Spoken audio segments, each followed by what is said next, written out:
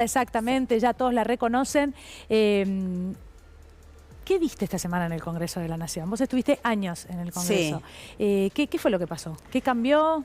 Mirá, lo primero que vi es lo que ocurre cuando deciden ser opositores a Javier Milei, que es lo que deberían haber sido siempre. Pero también vi que el peso de la calle se empezó a sentir adentro del recinto, ¿no? Sería inexplicable pensar la moratoria jubilatoria, pensar el aumento a los jubilados, por más que sea pequeño, es un aumento, sin considerar la persistencia de esos jubilados y jubiladas todos los miércoles. Hubiese sido una lucha olvidada, hubiese sido un reclamo olvidado. Sí. Pasa lo mismo con el colectivo de la discapacidad. Nosotros venimos acompañándolos desde hace muchísimo tiempo, incluso en el gobierno anterior se movilizaron muchísimo y nunca perdieron la calle, la unidad de las familias, los profesionales que los acompañan y que tampoco cobran. Creo que lo que se vio es eso, es el reflejo de la persistencia de las luchas y que ya no pueden seguir negando esta situación. Pero si lo mirás, Daniel, al revés, vos te preguntás, ¿y por qué esto no se hizo antes? ¿Y por qué lo hacen ahora cuando sienten que Javier y Karina Milei se les meten en las disputas de las provincias o las disputas electorales? Sí. Eso también nos muestra el riesgo que tiene de confiarnos en que ahora votaron esto y van a seguir insistiendo, ¿no? Creo que si perdemos la calle, si perdemos la presión y la fuerza de la movilización, está en riesgo de que esto vuelva atrás porque el presidente ya dijo que va a vetar, veremos qué hace. Dice que son todos kirchneristas y que es un intento de golpe kirchnerista. Me da hasta risa preguntártelo a vos. No, es que es como, pongámosle kirchnerista a todo, ¿no? Yo le pones K, ¿viste? Empiezan, deben tener la letra K pegada en el teclado de tanto apretarla, sí. Pero es una cosa un poco ridícula porque creo que es evidente que son otras cosas las que jugaron. Hay elementos de las propias disputas dentro de las fuerzas de gobierno, hay elementos claros, como esto que te decía, Javier Milei avanzando en las provincias donde pensaban los gobernadores que iban a tener acuerdos, pero si vos mirás el esquema en general, en ninguno la prioridad es el pueblo trabajador, en ninguno la prioridad son los jubilados. No, claro. Están en un esquema de poder y en un tablero de poder donde creo que tenemos que seguir insistiendo mucho. Este jueves hay una marcha que convoca el Garrahan y que se está transformando en muy importante. Del Congreso a Plaza de Mayo. Sí, 16:30, trabajadores del astillero Río Santiago, trabajadores de la empresa Seco, de la empresa Georgalos, de distintos lugares, están sumándose a esa convocatoria y creo que va a tener este sentido, ¿no? Demostrar que la situación es insostenible, que lo único que el gobierno tiene como ancla es el ancla salarial, no hay otra, todas las demás variables se le dispararon, todo lo que dijo que iba a pasar no pasó, entonces es muy importante estar en la calle este jueves. David, ¿ese? Sí, Miriam, ¿cómo estás? Buenas noches. Te quería consultar después del rechazo, bueno, que vos y sectores de la izquierda dieron a la detención de Cristina Kirchner.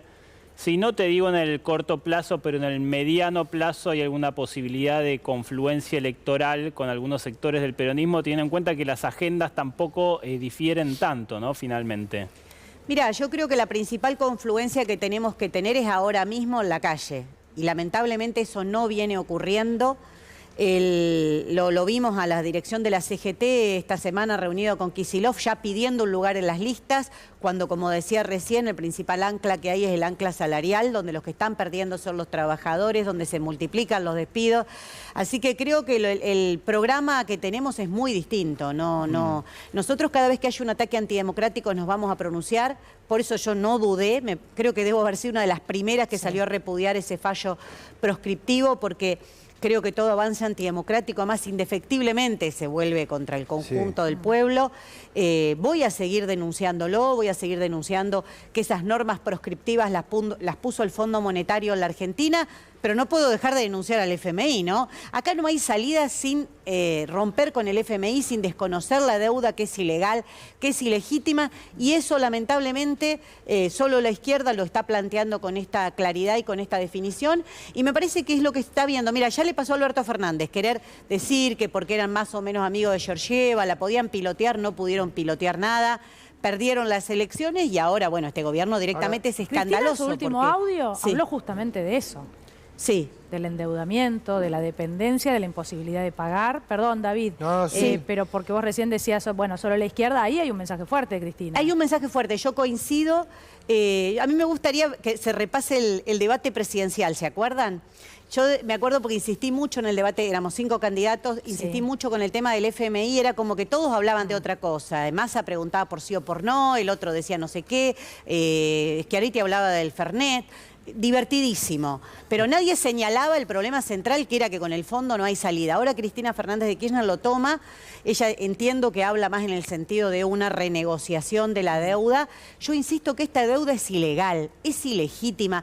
Mira, se podría investigar. Es lo peor. Muy bien, y además es impagable, que eso creo que es lo que empieza a constatar la propia Cristina Fernández, que es impagable, porque incluso cuando Néstor Kirchner pagó al Fondo Monetario no llegaban a 10.000 millones de dólares. Claro, ahora es una suma que es exorbitante. Imposible. Entonces, o ponemos el problema en el lugar que está y vamos a un desconocimiento soberano de la deuda, porque nuestro país no tiene por qué pagar los negocios de Caputo primera versión, Caputo segunda versión, y con el gobierno de Macri, con el gobierno de Milei, porque es verdaderamente una estafa. Pero hoy, todo lo que vos estás viendo, ¿por qué no le quiere aumentar a los jubilados Javier Milei? Porque quiere pagarle al fondo. ¿Por qué está ajustando en discapacidad? Porque quiere pagarle al FMI. Entonces ubicamos el problema en el centro, que es el de la deuda, y de ahí empezamos a discutir cuál es el problema. Lamentablemente, cuando se discutió el acuerdo con el fondo, nosotros somos los que estamos en la calle, los que salimos a discutir, y me parece que hay que buscar la solidaridad en nuestros pueblos del mundo. El problema de la deuda no es solo un problema de Argentina, ha habido en otros países. Sí, pero nosotros somos los más endeudados. Pero somos los más endeudados. O sea, deberíamos encabezar esa búsqueda de solidaridad para el rechazo, porque, mira, cuando ves las cifras de pobreza infantil, es para pagar la deuda. O sea, los pibes no comen en nuestro país porque ese dinero va a pagar la deuda. Es grave. Entonces me parece que ya no se puede seguir buscando la vuelta ni creyendo que sin enfrentar a los poderes fácticos vas a tener una salida. Digo también por lo que dijo Cristina Fernández de Kirchner. Si no enfrentás los poderes fácticos de la Argentina, no hay salida, ya se vio. Se quiere hacer el balance que el gobierno de Alberto Fernández fracasó porque las mujeres reclamamos mucho, porque el colectivo de la diversidad. La verdad da vergüenza ese balance. A mí me da vergüenza solo de escucharlo. Fracasó porque con el fondo no hay salida. David. No, miren, recién hablábamos, Anabel Fernández Agasti hacía referencia a unas denuncias que van a hacer con el Gordo Dan. Yo quiero preguntar con algo en relación de lo que te dijo Ezequiel y respecto de eso. Digo, primero, si crees que es el momento de ponerle el límite y que el límite está en la justicia. Esto de ir a denunciar, pasó con Paulón, el diputado Paulón, que presentó una denuncia. Digo, si uno ve el programa La Misa, hoy están todos denunciados, básicamente, o la gran mayoría. Y si ese cordón democrático que parece que empieza a surgir con las denuncias en la justicia, existe en la política, por lo menos en el Congreso. Si se puede armar una especie de cordón democrático, no sé, póngale el nombre que más le gusta, pero digo, a la hora de defender los vetos, porque algo que pasó desapercibido esta semana en el Senado fue que el Senado le dio media sanción al rechazo del veto a Bahía Blanca. Digo, con lo cual, el Senado lo que le dijo es, los fondos para Bahía Blanca tienen que estar, que Milei lo había vetado. Y bueno, ahora en diputados hay que ver, necesitan 172, creo. Bueno, si ese cordón se puede armar.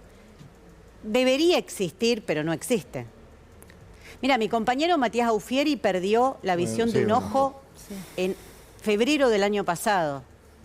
Ojalá hubiésemos tenido toda esa solidaridad y todo ese apoyo. El mismo apoyo que yo brindo, a mí me hubiese gustado que exista en un caso así. Pablo Grillo, hace unos meses, si la justicia hubiese actuado cuando fue el caso de Matías, tal vez lo de Pablo Grillo no ocurría. Es decir, yo estoy de acuerdo con hacer las denuncias. Nosotros hemos hecho las denuncias cuando Javier Milei dice los voy a perseguir, cuando Esper dice que pide para Del Caño y para mí cárcel o bala, y le preguntaron, ¿qué quiere decir con bala? Y dijo, bala de verdad. Es decir, no hay duda que es lo que están pidiendo. Pero el Poder Judicial es uno de los grandes responsables de que Javier Milei haya llegado hasta este lugar, ¿no? Lo del Gordo Dan y demás me parece gravísimo, porque en el 55, cuando salieron los aviones, fue contra el pueblo para bombardear Plaza de Mayo, porque cuando salieron bajo el gobierno de Onganía, los bastones fue para pegarle a los y los docentes universitarios, a las luchas populares, a los trabajadores, porque cuando salieron en la dictadura, los tanques, esos con los que él juega, con los camiones Mercedes-Benz, con los Falcon que se usaban porque tenían muy grande el baúl y servían, las empresas los ofrecían para la colaboración. Los amigos de Victoria Villarruel eran esos, y salieron también contra el pueblo trabajador. Por eso el 60% de los desaparecidos son trabajadores y trabajadoras de la Argentina. Yo siempre he luchado y siempre hemos dado todas las peleas en defensa de las libertades democráticas y las vamos a seguir dando. Me parece totalmente repudiable lo del Gordo Dan. Pero después veo que hay como, viste, sommeliers. Se fijan a ver qué repudio, qué no repudio. A veces Villarruel les parece bárbara.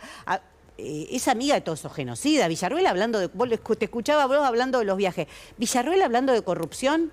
Sus aliados, los genocidas, fueron no solo una dictadura feroz, sangrienta, que se apropió bebés, fueron muy corruptos. Se quedaban con los bienes de los detenidos desaparecidos. Bajo Picana les hacían firmar las escrituras para quedarse con los bienes. De hecho, hay una causa que se llama bienes en la justicia, que son de todo lo que se robó esta gente. Entonces, viste, no podemos tener tan poca memoria y que acá todo el mundo se recicla. Debería existir un freno, así como nosotros salimos a la calle, fuimos a la movilización para rechazarle el encarcelamiento y la proscripción de Cristina Fernández de Kirchner. Claro que debería existir y debería haber una movida muy, muy grande cada vez que hay un ataque de esto. Yo te digo sinceramente, David, vos conocés cómo funciona y más bien ahí se juegan otras cosas, todos la tienen reclara, ¿viste? Pero bueno, gobierna Milei, o sea que tan clara no, parece que no, las avivadas de levantar a uno para hundir al otro muy bien no le salen, me parece, no sé. Yo creo que si perdemos el eje de que la clave es enfrentar al poder económico, que la clave es estar en la calle, que hay que coordinar las luchas y que lo que se necesita es que la CGT rompa esa pasividad, necesitamos un plan de lucha, un paro general. Creo que perdemos de nuevo la brújula, pero el momento, además, no puede ser mejor para salir a pelear, porque el gobierno está muy debilitado. Se vio que está muy debilitado, porque no es solamente lo que pasó en el Senado. JP Morgan, o sea, la recibió, los cachetazos le vinieron de todos lados. Bueno, ya no hay excusas para no salir a pelear. Sí. Miriam, te pregunto cortito porque nos quedamos sin tiempo, pero estaba viendo el teléfono, perdón, porque Adorni tuitea en paralelo a que vos decís todo esto, y quería mencionar el informe de JP Morgan, el off de Caputo que menciona Fantino en la semana respecto de lo que va a pasar con la economía, bueno. Pero Adorni hace unas horas dice, la gente sigue creyendo en lo que eligió en la última elección presidencial. La mayoría de los argentinos quieren menos gasto público, es decir, de cara al proceso electoral, porque este año se elige también legislativa. Bueno, esta es la versión del gobierno. Esa es la versión del gobierno y la vamos a discutir muy fuerte. Nosotros también, ahora que estaban hablando del cierre de listas, vamos a presentar nuestras candidaturas en la provincia de Buenos Aires. Nicolás del Caño, la tercera sección electoral, Romina, la primera sección electoral.